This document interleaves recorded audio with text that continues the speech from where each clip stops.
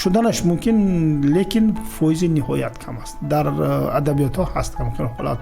برانگیزنده بیماری سیل اگر چوبچه میکروبی سیل باشد، برانگیزنده کووید این ویروس است. زنها گرفتار میشن زیادتر با بیماری سیل نظر به مردم؟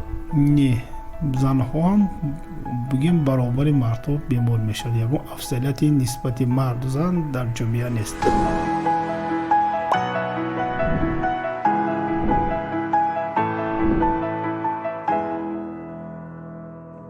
ассалому алейкум. Наши навбати подкасти мо ба рӯзи умумиҷоҳонии мубориза ба сил бахшида шудааст ки ҳамасола аз санаи 24 март ҷашн гирифта мешавад. Он соли 1982 расо баъд аз 100 соли тавсиф аввалин ангезандаи сил аз ҷониби микробиологи олмонӣ Роберт Кох муқаррар шудааст.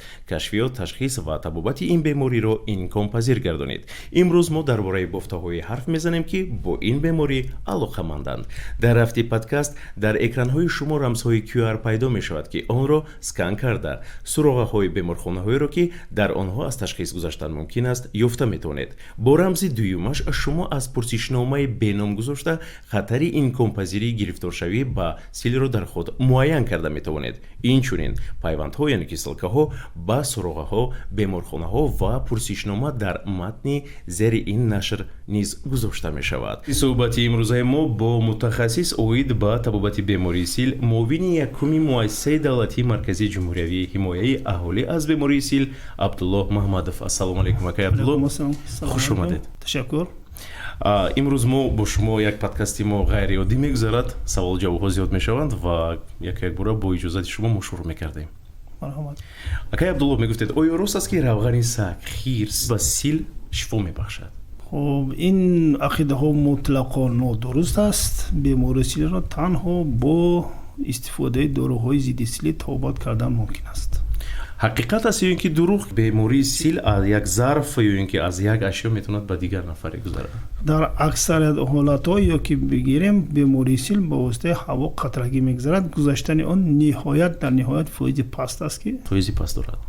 оё рост аст ки сил низ ба мисли коронавирус аст, яъне ки масалан вирусе ки ҳаст ки мекардад ва бо ҳаво гузашта метавонад? بیماری سیل همچون بیماری کرونا یا کووید 19 با واسطه هوای قطره‌ای میگذرد. لیکن برانگیزنده بیماری سیل اگر چوبچه میکروبی سیل باشد، برانگیزنده کووید این ویروس است. یعنی که ویروس نسبت میکروب کمتر اندازه خردتر دارد. оё рост аст ки бемории сил табобатнашаванда аст? بیماری سیل سری وقت دریافت شد و تابات فرا گرفت 100% تابات می شود.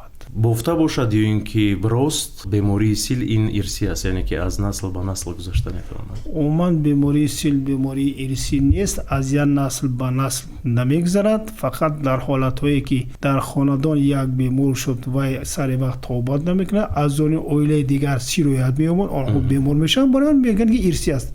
لیکن این ارثی نیست. бофта бошад ё ин ки ҳақиқат занҳо гирифтор мешаванд зиёдтар ба бемории сил назар ба мардон؟ نه، زنها هم بگیم برابر مرد بیمار میشد. یعنی افضلیت نسبت مرد و زن در جامعه نیست. میتواند در یک سال زنها بیشتر بیمار شوند، در یک سال مردها، لیکن اونقدر فایزی بلند نیست نسبت مردها بیمار شدن زنها. акай Абдуллоҳ, мегуфтед ҳақиқат ҳаст ки кӯдакон ба бемории сил дучор намешаванд? متاسفانه بیماری سیل در همه سن و سال انسانیت وامی خورد، از جمله در بین کودکان. از جمله کودکان تا 5 ساله یکی از گروه‌های آسیب‌پذیر جامعه به حساب می‌روند که در آن در وقت در تماس بودن حالت بیماری سیل دریافت شدنش ممکن است. рост аст ки ҳазориспанд микробҳои силро метавонад нобуд созад? ممکن دیگر میکروب‌ها یگان تاثیر کنند، اما با بیماری سیل یگان تاثیر نمی‌کنند. برای که بیماری سیل با کیسلات و اسپریت استوار است. ҳазориспанд باید یگان تاثیر نمی‌کند. оё рост аст ки аз санҷиши сил бо рентгени рақамӣ гузаштан кифоя нест? در اکثریت حالت‌ها همین رنگین مقرری که ما میکنیم و تحلیل برقه میکنیم در اکثر موردها گذاشتن تشخیص رو امکانیت میدهد و در بعضی حالت‌ها اگر که ناگزیر باشد خیلی دیگر اصول‌های علاوه استفاده بردن ممکن است. در اکثر حالت‌ها همین بسنده است. ҳақиқат аст ё ин ки дурӯғ пас аз беморӣ шудани нафаре ӯ боз дубора метавонад бемор шавад? متاسفانه بعد توبت بیماری سیل در ارگانیسم ایمونیتت پیدا نمیشود. در حالت دیگر باره سیراد یافتن شخص میتواند بیمار شود. راست است یا اینکه دروغ؟ تو اینکه سیل خود به خود میتواند نابود شود؟ شدنش ممکن، لیکن فایده نهایت کم است. در ادبیات ها هست ممکن حالت هایی که بیماری سیل خود به خود صحت می شود و در آن وقتی که شخص نهایت مقاومت قوه محافظه نهایت بلند داشته باشد. یعنی که اگر سودا کرده گویم ایمونیتت بقا داشته باشد میشود. برای این در حالت های میشود که مثال میارم، بیمار میآید درباره پیش یگان وقت در قید نبود، توبت‌های ضد سیلی نکرده است، اما در وقت که رنگین میکنند ما در اونجا باقی مانده های سیل میبینیم در قسم بالای شوشو. این معنی که این بیمار یا که در ریشه های شوش که این بیمار واسه شده بیماری سیل خودش گذرانده، سرچ خودش نمیداند ارگانیسمش. این خیلی حالت میشه. میگفته درست است که اون نفری که گرفتار بیماری سیل داشته باشند با یگان جور رفتن نمیتونند، بمونند، نمیدونم کارخانه ها در روی فعالیت میکنند، دانشگاه، با باغ رفتن سیر و گشت بله ممکن نیست میگن. به هر حال این از حالتی که کدام نمود بیماری سیل اون شخص گرفته شده است. مثلا بیماری سیلی با خارج کننده چوبچه میکروب یا که خارج کننده نباشد یا که سیل غیر شوشی باشد. اگر بیمار خارج کننده سیل باشد و همچون باید در توبات باشد، در سطح امبولاتوری و بیمارخانگی و سطح همین گردش رو باید کم کنند و بعد 2 ماه توبات وقتی که بلغمش تازه شد و برای اطرافیان بخف که شد و میتونند به هر جای جمعیتی گرود. و اصلا اگر شخصانی که بیماری سیل هستند و خارج کننده نیستند بعد 2 ماه توبات ما توصیه میتیم با کار و با خوندن برو هیچ کم نیست. در دوم توبات کردن میگیرن، یکم با اطرافیان خف ندارن. یعنی که در وقت بیمار بودن یا اینکه در وقت بیمار بودن و توبات گرفتن خوبش خودداری کردن بهتر است. ما میشود حالتایی که بیمار مثال بعد توبت مثال اگر خارج کننده باشه ما با توبت و دیگر چیزها بعد آخری کورس توبت اجازه میدیم. در شخصانی که همچون از اول توبت خارج کردن یا که مرحله اولی بیماری سیل بود، آنها میتونن بعد 2 ماه توبت میتونن با جای کاری پیشترشون برن، با سری گشت برن و برای جمعیت خف ندارند. همچون آدمی سوال دیگه فقط توبت زیر نظارت میگیرن. راست است که اینکه دروغ، یعنی که نفری اگر بیمار باشد و نزدیکان و پیوندان این نفر از آنها دور باشند باید حتما دارو گیرند تو اینکه پیشگیری کنند این بیماری را. بقولی اگر سوداگیم پروفیلاکتیک معین. نه، اگر بیمار همچون شخص خارج کننده سیل باشد اما در تماس برندگان سیرایت کرده باشد و در وقت معاینه که ما با آنها کردیم سیرادیابی آنها اصیل معین شد، یکی از بهترین راههایی که در آینده بیمار نشوند این گرفتن توابط پروفیلاکتیکی یا که توابط پیشگیری کننده است که در 90% کفالت میدهد که این شخص در آینده بیمار سیل نمیشود. برای این شخصان مثلا توابط پیشگیری کنندن بگیم حتمی خاص هیچ گپ نیست و توبت کنند در آینده بیمار نمیشود. این برای هم بیمار خوب است هم برای جامعه خوب است که ما شخص سیراد یافته توبت میکنیم و در آینده این شخص ما کفالت میدیم که آینده بیمار نمیشود. یعنی که پروفیلاکتیک کردن لازم است. اگر راست است یا که دروغ میگن که نشانه های بیماری سیل با بیماری زکام مانندی دارد. بیماری سیل و بیماری زکام هر دوش بیماری های راههای نفس هستند. یک نشانه های خیلی مانند دارند، یکی باز از یک در فرقیت دارند. من حسابی بیماری های سیل بیشتر سلفا دوناکش از 2 هفته زیاد است. بیماری رویش نفس بسیار وقت در یک مدتی 1 هفته یا که 6-7 روز دوام میکند. بعدن طبیب بدن در بیماری سیل اون اونقدر بالانسی و سیواش در بیماری های شدید تا 39-40 میشود. اما یا دو فرقیت دارد. عموما این بیماری روی نفس است و در وقت به متخصص مراجعت کردن این خیلی حالات را متخصص با معاین میکنند. راست باشد اینکه بیماری که گرفتار سیل است و زود از مثلا تشخیص رنگینی گذاشتنش اینکه با سلامتی این بیمار ضرر میرساند و بی‌قوت میکند. متاسفانه همین گذراندن عکس رنگینی هم با ارگانیسم عموما تاثیر میکند، لیکن ما با بیماران سیل یا که در وقت توبت بیشتر گذراندن رنگین رو، عکس نوری قفس رو توصیه نمیدیم.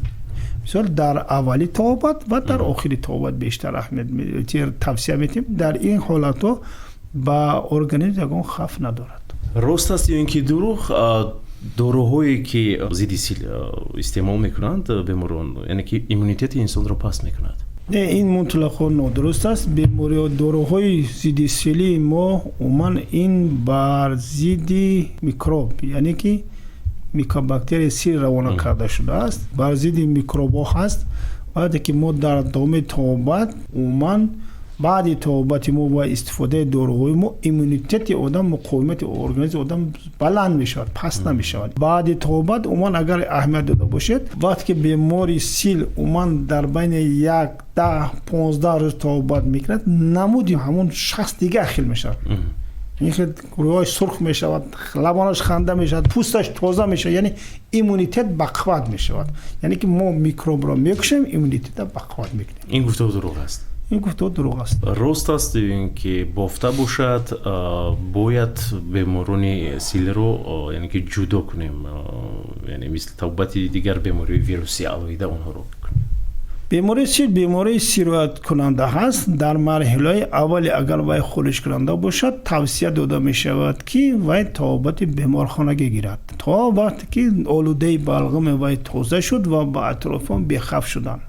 و در آینده وقتی که وای همچون بعد گذراندن نتیجه آزمایشی اگر که خارج نبودن وای اثبات شد، وای با اطرافیان بخف است، میتواند یگام ضرر نکند با اطرافیان. جدا کردن شرط نیست.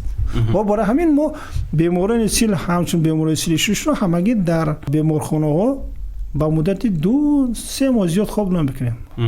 وقتی که حالتش خوب شد، آلوده‌های بلغم منفی گشت، همچون خارج کننده بودن وای از بین رفت، بیمار در توبت امبولاتوری در خانه خود در جای زیست خود توبت بگیرد. یگان خف با و برای وای شرط نیست دیگر ما جدا کردن یا کردن. میتوند در جامعه گشت و گذار کند، توبت کند، گشت و سیر کند، کجای خواهد رود. تشکر زیاد آقای عبدالله. و سوالی آخرم با شما، راست است که بیماری سیل این بیماری کمبغلانه است؟ اکنون این خیال که بیماری سیل اصلا زمینه معیشی و طبی دارد، یعنی که معیشیش از آن که این حالت نیک و احوالی و شرایط زندگی همون شخص و بعدتر آن که حالت طبی که هست، این کارمندان طب مثال ماها همین بیماری سیل تبابت میکنه حالت معیشی این از همون شخص وابسته با امکانات های زندگی که هست. در حقیقت اگر شخص کم بغل باشد، غذای درست خورده نتواند، میتواند نه تنها بیماری سیل دیگر بیماری ها شدنش ممکن است. لیکن در شرایط حاضره گفتن که بیماری سیل کم با گروه آسیب‌پذیر یا کم بغلان میشد که حالت که آدم های منصب دارن با این بیماری گرفتار شوند. از جمله اون آدم شخصانی که گرفتار بیماری های دیابت قندن، در بسیار یکی سبب های اساسی دیابت قند این از حساب استعمال زیادی خوراک های زیرغذا است و کم یا فربهی و کم این حرکت نمودن. در این وقت میتونید با بیماری قند گرفته بشه و بیماری قند کشید، بیماری سیل همردیف وای میشه.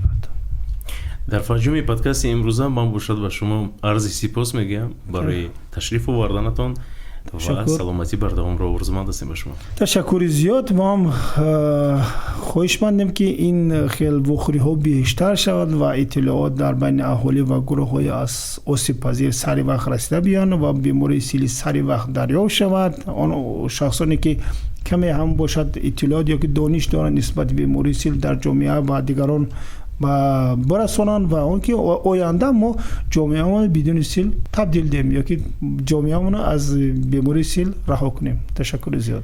تشکر زیاد به شما میگیم. بار دیگر دوستانی عزیز در فرجام میگیم خود و نزدیکان خود را احتیاط کنید. خیر با شما بود بهروز نصرالدینов.